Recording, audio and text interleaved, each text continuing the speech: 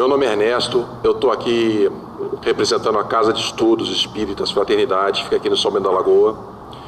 E hoje a gente vai falar sobre o capítulo 24 do Evangelho segundo o Espiritismo, que trata do tema Não ponhais a candeia sob o alqueire. O som tá bom aí atrás, gente? Tá. Bom, esse capítulo é bastante interessante. Normalmente, quando a gente vai estudar, a gente lê um pedaço do Evangelho para ler outro, acolá, para... Quando lê o capítulo todo, veio uma grata surpresa de uma grande mensagem que Jesus quis deixar para a gente. Então, ele abrange esse capítulo. Por que Jesus falava por parábolas? Não ponhais a candeia debaixo do alqueire. Não vades ter com gentios. Não são os sãos que precisam de médicos. A coragem da fé. Carregar a cruz, e aqueles que quiserem salvar-se perderão. Bom, nessa sopa de letrinha, no final, qual é o objetivo? O que nós gostaríamos de alcançar com esse bate-papo? Bom, por que Jesus falava por parábolas? Como se falar. Foi a mensagem que ele deixou para a gente. Não ponhais a candeia sobre o alqueire. É o que falar. Não vades ter com gentios. Aonde falar. Não são os sãos que precisam de médicos. Para quem se falar. E depois vem os efeitos colaterais de uma atitude que nós devemos tomar. Vamos lá? Vamos começar, gente? Bom, por que Jesus falava por parábolas? Estando reunido Jesus com seus discípulos, eles perguntaram: Mestre, por que falas por parábolas?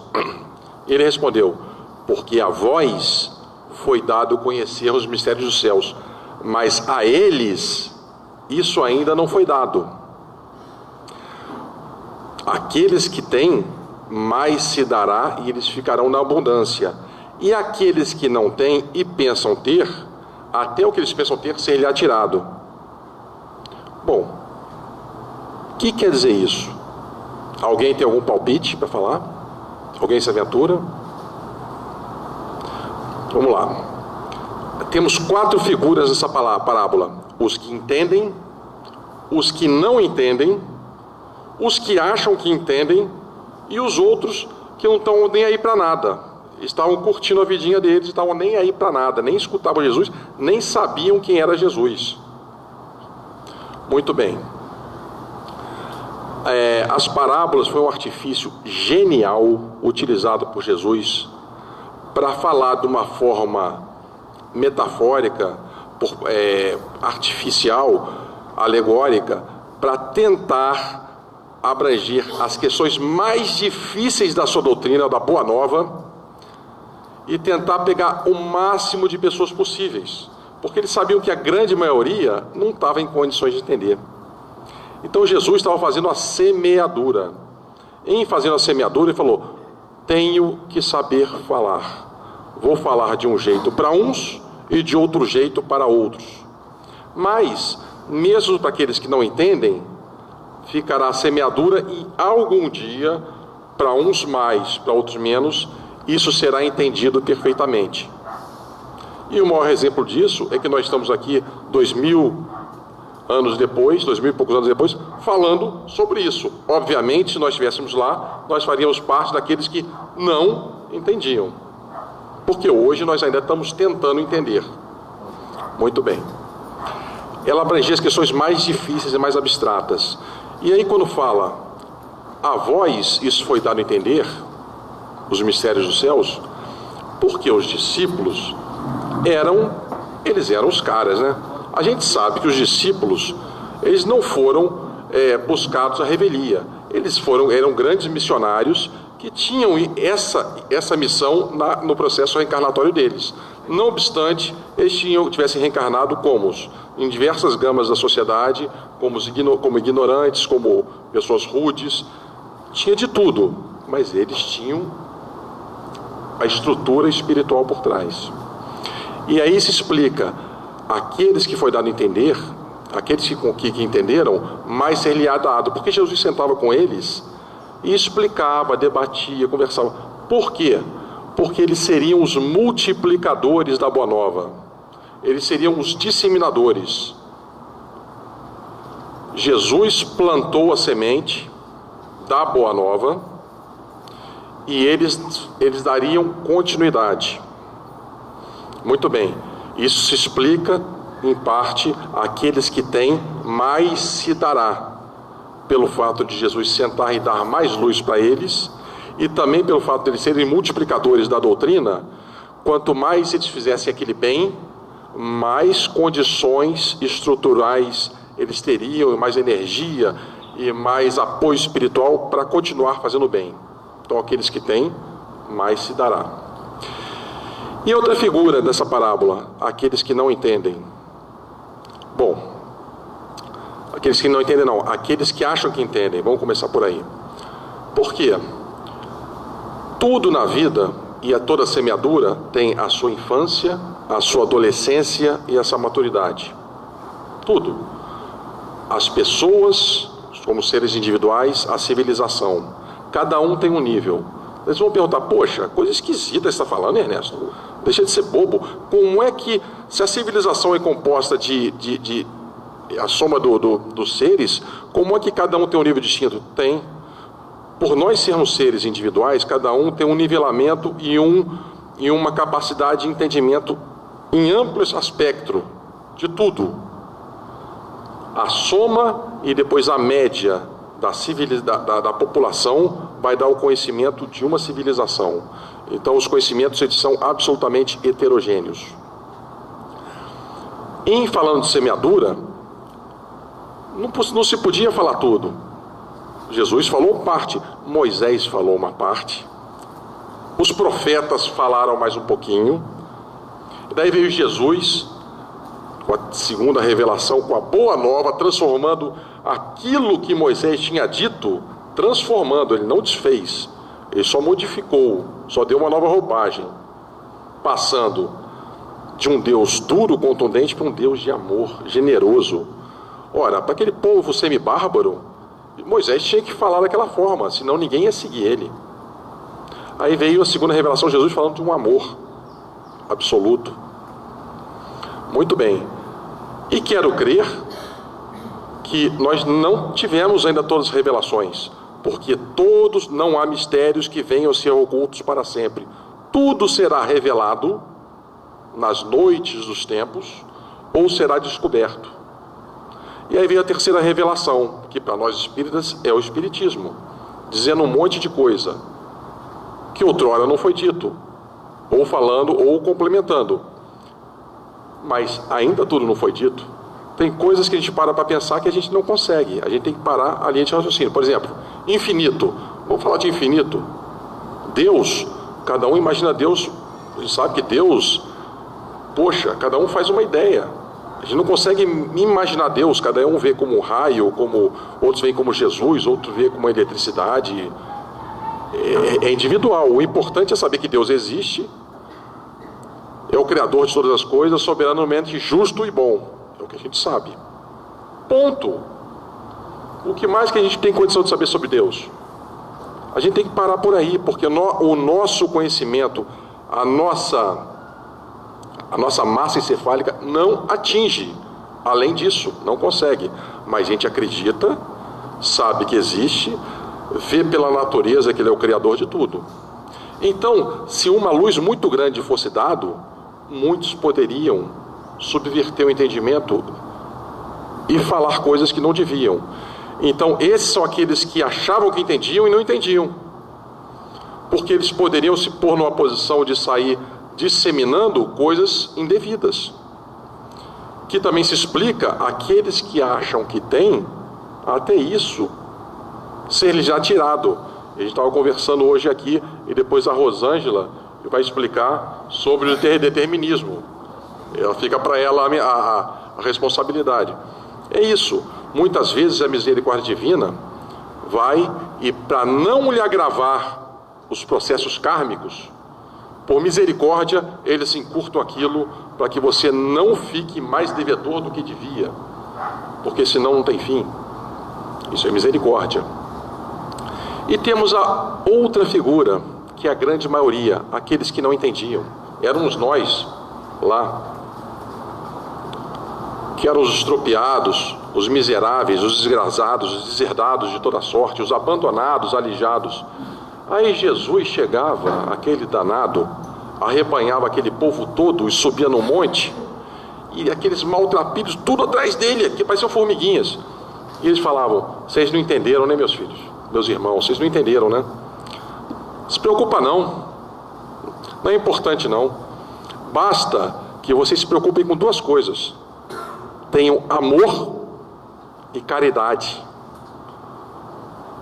Ora, o povo não tinha condição de saber o que é amor e caridade. Eles vinham de uma doutrina de Moisés absolutamente brutal. Aí Jesus continuava: ame o Senhor teu Deus de todo o coração e acima de tudo, e a teu próximo como a si mesmo. Aí o pessoal começava a ficar mais molinho, né? Começava a pensar um pouco. Vou reduzir mais a expressão: faça ao seu próximo aquilo que você gostaria que eles vos fizessem. Isso é amor. Fazer ao próximo aquilo que você gostaria que fizessem contigo. Isso é amor. É a expressão mais singela da mensagem de Jesus. E como não se bastasse isso, Jesus partia para dentro e ele exemplificava com o máximo de humildade possível esse amor, essa caridade. E aí nós temos uma grande lição. Palavras são registradas, mas o exemplo permanece. O que faz a modificação do tempo das pessoas e atemporal é o exemplo, não são as palavras. Jesus falava, eles entendiam mais ou menos. A gente está até hoje tentando descobrir que raio de amor é esse, amor de Deus, amor de Jesus. A gente bate cabeça, a gente tem uma ideia do que seja amor, limitado ao nosso mundo, ao nosso orbe. Mas amor é isso? Amor tende a ser uma coisa muito maior do que isso, muito mais bonita. Se a gente ama hoje, imagina um amor mais puro como deve ser. Então nós temos uma ideia do amor, e isso nós temos por essa figura genial de Jesus, que foi o co-criador do planeta Terra. Bom, e os outros? Os outros estavam nem aí. Os outros estavam curtindo a piscininha, tomando sorvete, picolé, fazendo maratona no deserto, andando de bicicleta. Estavam nem aí. Por que eu estou falando assim? Porque hoje é assim ainda. Hoje é assim. Nós temos aqueles que se preocupam e aqueles que estão vivendo outro momento. Até que o peso das consciências sejam implacáveis e as pessoas por si só passem a procurar. Muito bem. Nessa primeira vertente do trabalho, por que Jesus falava por parábolas, nós temos como resumo uma lição bastante importante para nós espíritas ou para nós de outras religiões, o que seja, mas espiritismo, vamos falar de espiritismo, que nós temos a responsabilidade de nos esforçarmos para nos fazermos entender em relação às mensagens deixadas. Dá trabalho? Dá, mas nós temos que nos esforçar. Temos que modular, falar de um jeito para uns e a mesma coisa de outro jeito para outros, assim como Jesus falava. Falava por parábolas para um e falava de uma forma reduzida para outros. Nós temos que ter amor para com o próximo e caridade, exercer a caridade. Nós não podemos ser mais mensageiros das palavras mortas, das letras mortas e das palavras vazias. Não podemos mais. Nós temos que trabalhar. Isso que Jesus fazia, ele exemplificava. Ok? Essa foi a primeira fase. Alguma pergunta, gente? Alguma contestação? Ovos? Papelzinho? Bolinha de papel? Nada? Vamos mais para frente, tudo está entrelaçado. Não ponhais a candeia sob o alqueire. Entendendo que a candeia é uma lamparina, que aliás, Gecal na divulgação, pelo Facebook, eles botaram exatamente o que é uma candeia. É uma lamparina, tipo aquela lamparina de ladim, em que ela abre, você põe um combustível, que na época era azeite de oliva, fecha e tem um paviozinho que acende e vira lamparina. Isso é a candeia. Alqueire não é essa medida de terra que nós temos hoje para fazenda. Alqueire era um vasilhame em que eles botavam em cima do alqueire, ou o candeeiro, que era um suporte que botavam em cima ainda. Muito bem. Não ponhais a candeia sob o alqueire, debaixo do alqueire. Ponha, ao contrário, sobre o candeeiro, de forma a iluminar todos da casa e todos que lá entrarem, e assim possam ter a luz. Que raio é isso, gente? Plagiando Jesus, vamos usar um pouco a metáfora. Nós, a candeia é um instrumento e um objeto. Nós somos um instrumento, uma ferramenta. A candeia se botava óleo, azeite de oliva dentro, combustível. Nós temos o nosso alimento, que se transforma em energia, e temos a nossa energia, que é a áurea do universo. A luz da candeia são os nossos conhecimentos. São os conhecimentos que nós tivemos oportunidade de estudar e aprender. Conhecimentos profanos, materiais ou espirituais, não importa. Todos os conhecimentos, isso tudo vira uma cesta de talentos. Aí vem um camarada chamado Kai Barchutel, no livro Parábolas e Ensino de Jesus, e fala assim: a luz é importantíssima. Tire a luz do sol e toda a humanidade deixará de existir. E ele continua com essa expressão, tá, gente? Parece ridículo alguém ter tido a possibilidade de ter uma luz e, ao invés de colocá-la para brilhar, que coloque debaixo da cama para escondê-la. Parece ridículo, porque você ter tido essa oportunidade de ter uma luz e não botá-la para brilhar e escondê-la, consiste num ato de desamor, de falta de caridade para com o próximo. E por que isso? Porque as oportunidades, elas não são as mesmas para todos. Elas até vão ser num efeito temporal, todos vão ter as mesmas oportunidades, mas nesse momento não são todos que tiveram as mesmas oportunidades que nós. Por exemplo, doutrina espírita, conhecimento doutrinário. Nós sabemos que a vida não termina aqui e que nós iremos voltar, ir e voltar tantas vezes quanto seja necessário, e quando nós partirmos, nós vamos reencontrar entes tão amados que partiram antes, e que não é o fim, que nós vamos ter outras possibilidades. Isso muda substancialmente nossa visão da vida, ou pelo menos deveria mudar. Aqueles que não têm essa visão que transcende o horizonte da vida, poxa, quando perde uma pessoa querida, muitas vezes a pessoa só vê a morte como saída. Então, nós somos privilegiados em ter esse conhecimento ou não? Somos. Então nós tivemos essa oportunidade. E se nós tivemos essa oportunidade, é por algum motivo. Nós não podemos guardá-la só para a gente. Nós temos que colocar isso e todas as oportunidades que nós tivemos materialmente para brilhar também. Aí ele vai mais além. Fala assim, uma candeia, uma luz pode acender 100 outras lâmpadas ou mais. E cada uma dessas 100 pode acender cada uma outras 100 ou mais. Uma sucessão de luzes se sucederão e farão um clarão tão grande que iluminará o universo e dissipará as trevas e terminará com as sombras. Isso também se justifica. Aqueles que têm, mais terão, porque é a multiplicação. E se a gente guardar essa luz debaixo da cama, nós deixaremos não só de contribuir para a humanidade como nós deveríamos, como nós vamos estar fazendo uma sombra tão grande em nossa volta, que até isso poderá ser tirado, que também se justifica pela parábola anterior. Então é muito importante essa questão de a gente colocar a luz para brilhar. São talentos, são oportunidades, e a gente tem que passar isso para frente.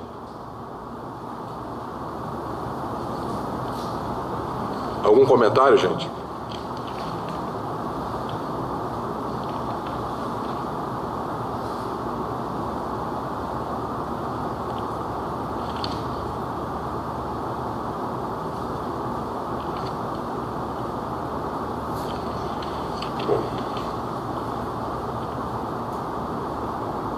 É importante, tá, gente? Eu sei o que é, mas só quero falar. A Revista Reformador, de 78, traz um trecho muito interessante, que você para pensar assim e fala, poxa, tem alguma coisa errada com a nossa vida. Fala assim, ó: tu deves e podes expor a tua ideia e os teus exemplos na vitrine da loja de tua vida. Tu podes e deves expor as tuas ideias e os teus exemplos na vitrine da loja de tua vida. Opa, peraí, tem loja não, tem vitrine não. Como é que eu tenho loja? Eu não tenho vitrine nem loja. Tem. A nossa vida é um livro aberto. Nós somos exemplos ou referências, muitas vezes, para quem nós não imaginamos que nós somos. Se nós escondermos essa luz,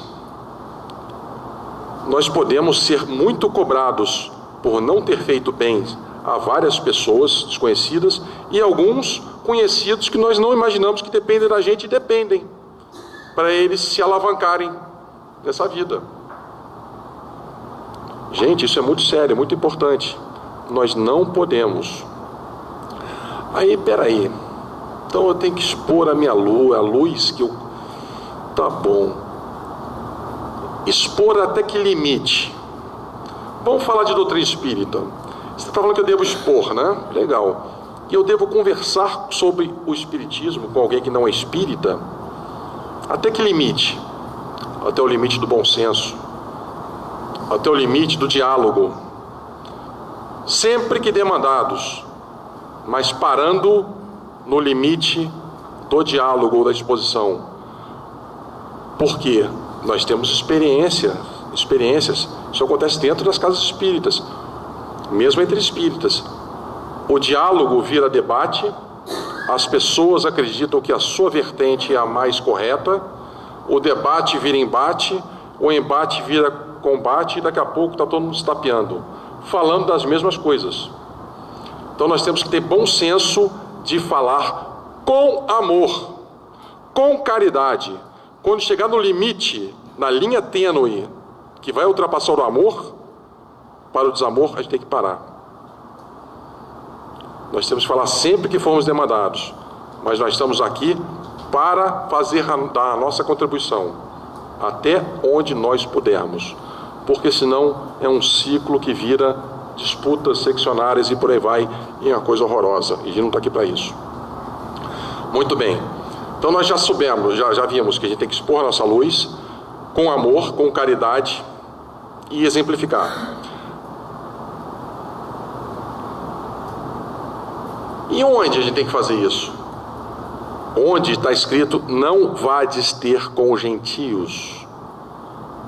Estando Jesus com seus discípulos, falou, meus amigos, não ide até os gentios, nem entreis na cidade de Samaria, ides primeiros no seio de Israel e buscai as ovelhas desgarradas e anunciai que o reino dos céus está próximo.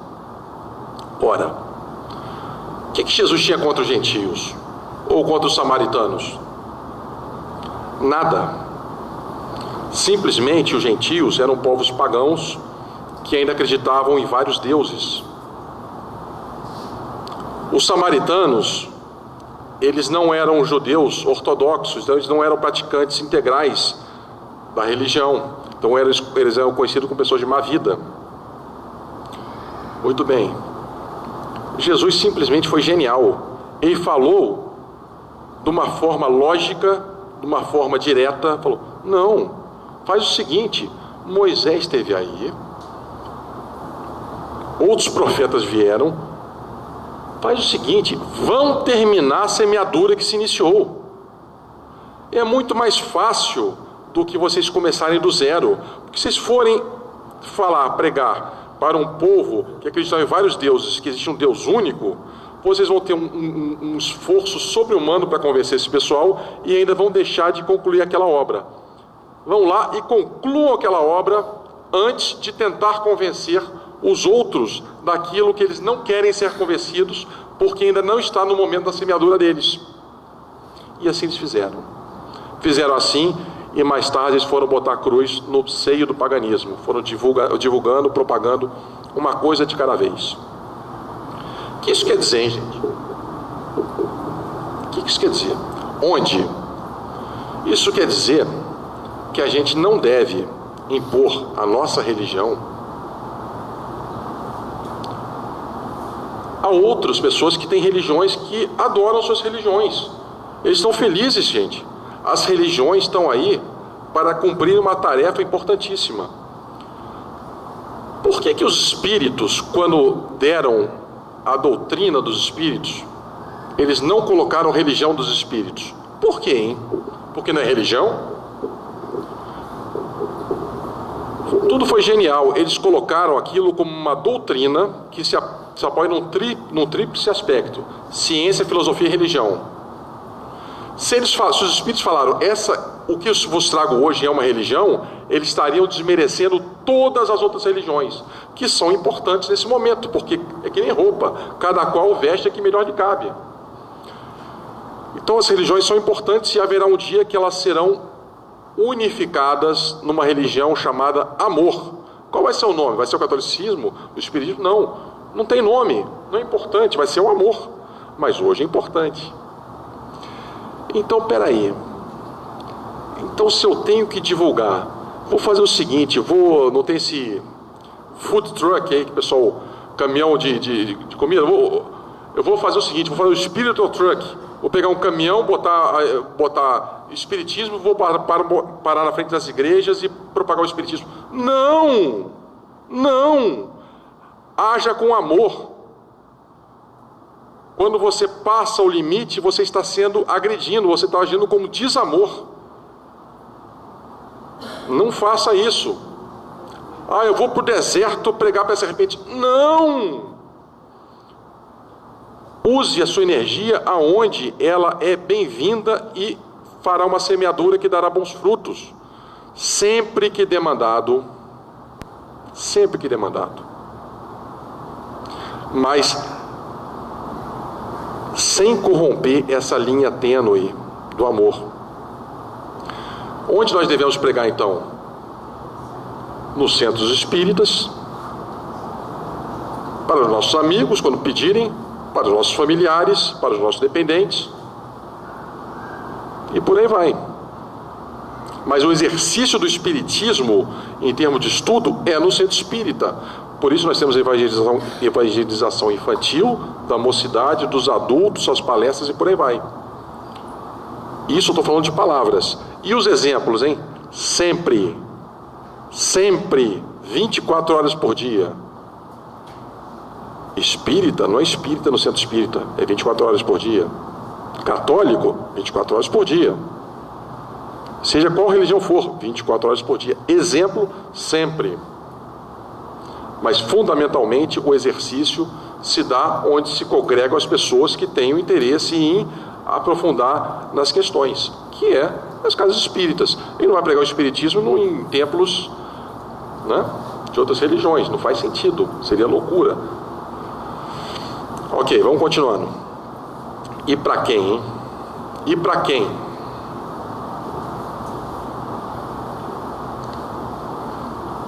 Isso eu vou ler, hein?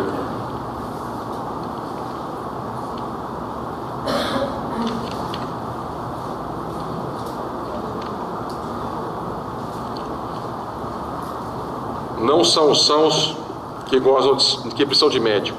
Jesus, estando à mesa em casa desse homem, Mateus, vieram aí ter muitos publicanos e gente de má vida, que se puseram à mesa com Jesus e seus discípulos. O que fez que os fariseus, notando-o, dissessem aos discípulos e pessoas de má vida: como é que o vosso mestre come com os publicanos e pessoas de má vida? Tendo ouvidos, Jesus disse-lhes: não são os que gozam de saúde que precisam de médicos. Jesus se cercava principalmente dos estropiados, deserdados da mente, do espírito e do corpo, daquelas pessoas que estavam aleijadas de todo o processo social, aquelas pessoas que estavam se arrastando e precisando de misericórdia, de apoio que não tinham. No capítulo 78 do livro da Esperança, fala assim: sim, somos espíritos enfermos, dos quais instrutores e benfeitores da vida maior nos acompanham e analisam ações e reações. Mas é preciso considerar que mesmo Jesus não pode salvar o doente, nem auxiliá-lo de todo, se o doente persiste em fugir ao remédio. E aí? Jesus beneficiava os que precisavam e que queriam. Jesus não transgredia as leis divinas. Jesus olhava pela sua mediunidade e via o que estava por trás daquela pessoa e se ela era possível de ser curada ou tinha algum processo kármico que a impedia. Logo, ele não iria transgredir aquela lei divina. E falava: não posso te curar. E para outros, Jesus não fazia nada. Ele andava, elas tocavam nas vestes dele e se curavam e falavam: a tua fé te curou. Não fui eu, foi a tua fé que te curou. Então, o desejar e a fé são elementos fundamentais para qualquer cura, qualquer circunstância da nossa vida, que faz que a gente entenda que não são os que precisam de médico. Não obstante, eles estejam estropiados. Por quê? Porque eles não desejam serem curados, não está no momento deles. E aí vai mais além. O livro Estude e Viva fala algo interessantíssimo. Compadece dos caídos em moléstia ou desastres, bem como daqueles acidentados da alma. Além da posição de necessitados pelas chagas ocultas ou não de que são portadores, quase sempre se mostram na afeição de companheiros menos atrativos e desejáveis. Ó, alerta aí, gente. Aquelas pessoas que a gente olha assim e fala: coisa ruim. A pessoa que está imbuída do sentimento de beneficiar, quanto mais asco e repulsa tiver, maior a necessidade de beneficiar, porque aquele deve ter sido uma pessoa que te cruzou o caminho em outra existência e você fez mal ou ela te fez mal. Isso é muito importante. E mais, age como o enfermeiro e o médico que vão beneficiar uma ferida, com cautela, fazendo asepsia, para fechá-la. Não haja de uma forma estrambelhado, fazendo com que a ferida possa largar-se e piorar a situação. Isso é caridade, isso é amor. Temos que ter esse cuidado. Bom, o que Jesus quis falar com isso? A quem nós devemos beneficiar? Prioritariamente, aqueles que estão no momento da colheita, aqueles estropiados que precisam e querem. E se eles não quiserem? Ora, se eles não quiserem, tem duas opções: ou forçar ou largar naquele momento. Se você forçar, você vai transgredindo uma lei de amor e vai estar usando a força e vai estar agindo com desamor. Você vai falar: mas meu filho precisava tanto ser beneficiado pelo Espiritismo. Espera aí. Ele tem discernimento de suas ações? Tem. Ok. Ele não quer ser beneficiado? Não. Vai até o limite que você possa beneficiar. Faça de tudo sem que passe para agressão, porque a sua semente será plantada e um dia ele vai recorrer para que você possa dar continuidade ao tratamento ou à ideia, senão vira agressão. E aqueles que não quiserem, haja com exemplo. Um dia eles vão procurar para continuar o processo. Exemplo sempre, sempre. Bom, rapidamente, o tempo está andando. Aquele relógio está certo, gente? Da próxima vez tem que ser 2 horas. Bom, fala rapidamente sobre mediunidade, que eles falam fazendo alusão a Jesus, que tinha uma mediunidade absurda. E daí, nesse capítulo ele fala: poxa, tem pessoas que questionam como pode Deus ter dado dom mediúnico para pessoas que não têm, não vão usar bem ou não tinham merecimento. Espera aí. Mediunidade. Somos espíritos devedores. Fizemos atrocidades no passado. Eu não. Fez sim. Fez. Todos nós. E às vezes fizemos juntos. Partimos para a espiritualidade. Os irmãozinhos lá falaram: opa, deve muito. Vamos ajudar. Vamos botar um acelerador de benefício chamado mediunidade, que vai vir como uma faculdade orgânica. Você vai nascer, vai estudar, vai desenvolver e vai atender tantas quantas pessoas você possa para virar esse jogo que está desempatado. Coloque em uso isso, porque isso é uma forma de você acabar com todos aqueles débitos atrozes que você contraiu. Isso é fruto da misericórdia divina. Isso vem em todas as classes sociais, em qualquer pessoa. Ah, ele não usou bem. Problema da pessoa e Deus. Não somos nós. Deus dá, Deus tira.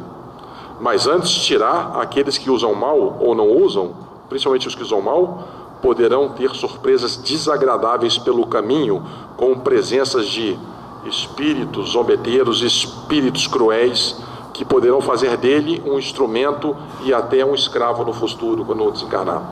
Ok? Eu vou acelerar um pouquinho aqui, porque senão nós não vamos chegar lá. Bom,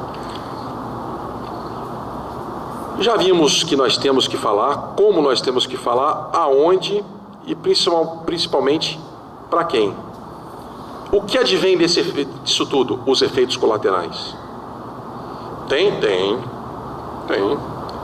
Mas tão baratos. Coragem da fé. Aquele que me confessar e me reconhecer diante dos homens, eu também o reconhecerei e confessarei diante de meu Pai que está nos céus. E aquele que me renegar diante dos homens, também eu o renegarei diante de meu Pai que está nos céus. Se alguém se envergonhar de mim e de minhas palavras, o Filho do Homem também dele se envergonhará, quando vier na sua glória e na do seu Pai e todos os santos anjos. As pessoas, o que é a fé? A fé nada mais é do que a representatividade daquilo sincero, daquilo que você acredita. Ah, eu tenho mais ou menos fé. Opa! Fé é algo que você não tem ou você não tem. Mais ou menos não dá. Ah, eu tenho fé quando eu estou no centro espírita, quando eu não estou... Então não tem. Ah, eu tenho fé lá, mas quando eu saio eu não posso ser espírita. Opa, como assim, meu Deus do céu? Vergonha de dizer que é espírita? É, porque se eu falar que eu sou espírita, eu vou ser mandado embora do trabalho, eu vou perder um contrato bom que eu tenho. Opa! É uma fé parcial. Ninguém precisa sair com o rótulo, sou espírita. Mas todo espírita tem, por responsabilidade, de colocar em prática tudo aquilo que tem estudado. A Rosângela, uma pessoa que eu conheço há muito tempo, né, fala uma coisa interessante. As pessoas entram no espiritismo, mas não necessariamente o espiritismo entra nas pessoas. Esse é o exercício da fé. É você ser aquilo que você é, realmente. Onde quer que você esteja. Não porque chega no carnaval, eu vou me vestir de índio, vou ficar nu pela avenida. Passou o carnaval, eu sou espírita. Não tem problema nenhum você brincar de uma forma sadia. Mas a moralidade ou imoralidade está dentro das coisas, dos atributos que você acredita em relação à sua fé. Da mesma forma que o homem tem cabeça, tronco e membro, espiritualmente nós temos encarnados o corpo, a mente, o espírito e a fé, que é um atributo do espírito. Ou nós somos ou nós não somos, ou nós temos ou não temos, mais ou menos não existe. Aquela piada, fé de mais ou fé de menos, é piada. Às vezes fé demais, né? Não existe, gente. Então, antigamente, as pessoas que tinham fé eram jogadas para os leões, trucidadas, eram dilacedadas, cortadas, eram queimadas, eram torturadas e, mais recentemente, presas. Hoje, o máximo que pode acontecer é a gente ser aleijado de um processo, ou amigos deixarem de lado, ou parentes falar que nós somos malucos. Tá barato.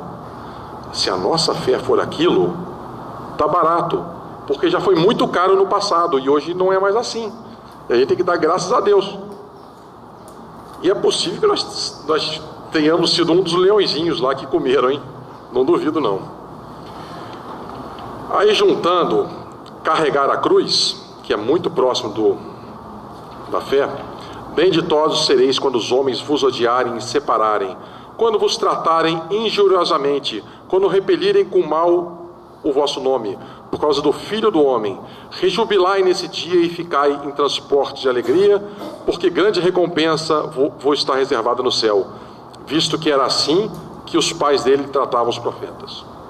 Olha, esses efeitos colaterais do exercício sincero da fé em sermos espíritas pode acontecer, e não raras vezes acontece. Eles estão minimizando. A recompensa virá, mas a maior recompensa é a sua sinceridade com a consciência. A nossa consciência é a nossa maior cobradora. Isso não tem preço, gente. Consciência limpa não tem preço.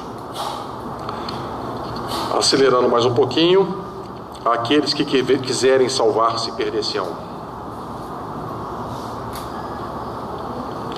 Deixa eu achar aqui. Bom, o que quer dizer isso? Nós estamos num mundo eminentemente material, em que nossos atributos morais estão à míngua.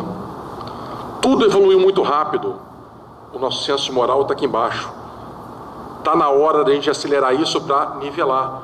Por quê? Senso moral e senso tecnológico deveriam estar juntos, mas não estão. Não estão. Então os apetites materiais são muito grandes. Eles falam, aqueles que quiserem salvar-se e se deleitar nas benesses da matéria, esses receberão um prêmio na matéria, que é o usufruto dos bens materiais.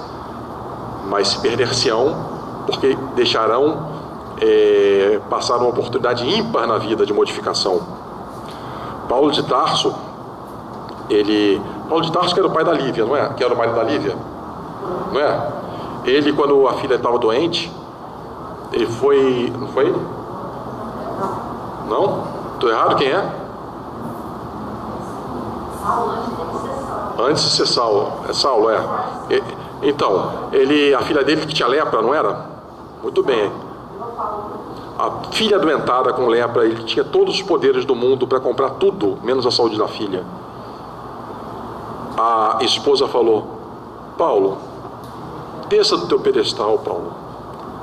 Vai atrás dos mestres de Jesus, ele pode curar nossa filha. Eu? Com meus títulos, honrarias, meu conhecimento, um homem da lei, um homem público? Não é de jeito nenhum, vou não. Fazer o seguinte, eu vou partir em caravana para fazer algumas coisas, caso eu encontre aquele cara, aquele Jesus, eu falo com ele e peço para ele vir aqui em casa. Assim foi, partiu para sua empreitada, ele parou no lago de Genesaré para dar uma contemplada, uma respirada. Nisso, tem um calafrio nele, um negócio, o mesmo que eu senti quando eu vi o Chico, um negócio. Quando eu olhou, veio uma sombra e ele não falava um ar. Aquele homem vaidoso, orgulhoso, não falava um A. Aí veio Jesus e falou: eu estou aqui porque a tua esposa, as preces de tua esposa me fizeram vir aqui. Desce do seu pedestal, do seu orgulho, e economize agora séculos de sofrimento. A hora é agora. E ele não falava nada. Vou curar sua filha, mas você perdeu uma oportunidade ímpar da sua vida. Aquele momento ele podia ter economizado séculos e quiçá milênios de sofrimento. Tudo bem. Jesus saiu para arrebanhar aqueles discípulos. Falou: vem comigo, vem, segue-me. Não, eu vou tomar o chazinho das 5 horas, espera um pouquinho, Jesus. Não, é agora. Vem, segue-me. Sabe o que é, Jesus? Eu tenho um dinheiro para receber. Bom, espera até o final do mês, depois eu vou, tá? Não, é agora. Agora. Então, gente, qual é o melhor dia para mudar? É hoje. Agora. Eu estou vendo aqui, tem um rapaz que estou vendo se ele escutou essa palestra, vou falar de novo aqui. Ernesto precisa emagrecer. Opa, genial. O médico falou que tem que emagrecer. Vou começar a dieta segunda-feira, e hoje eu vou para uma churrascaria e amanhã também. Aí, em vez de emagrecer 10 quilos, que o médico falou, eu emagreço 15. Gente, eu vou começar a dieta segunda-feira? É isso, gente. O melhor dia é hoje, e o momento é agora. E isso pode nos custar um atalho sobre-humano de misérias, desgostos, desvios e por aí vai. Porque até hoje nós nos desviamos. Então, tem tantas facilidades nesse mundo, mas que saibamos usá-la com parcimônia, saibamos dividir, que saibamos ter amor para com o próximo, caridade, exemplificar, que a gente coloque os conhecimentos, por menores que sejam. Esqueci de falar uma coisa importante, hein? Preste atenção, hein? Os apóstolos eram para a Boa Nova e para Jesus o que nós somos para o Evangelho, multiplicadores. Não, eu não. Jesus acredita mais em você do que nós mesmos.